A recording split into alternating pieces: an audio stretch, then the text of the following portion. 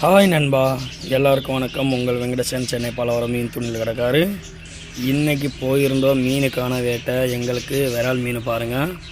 இந்த ஒரு விரால் பாருங்கள், எவ்வளோ லென்த்து பாருங்கள் கைஸ். இந்த ஒரு விரால் வந்து மேக்ஸிமம் ஒரு 1,800 இல்லைன்னா 1,700 அந்த மாதிரி மேக்ஸிமம் வரும் அந்த விராலோட சைஸு.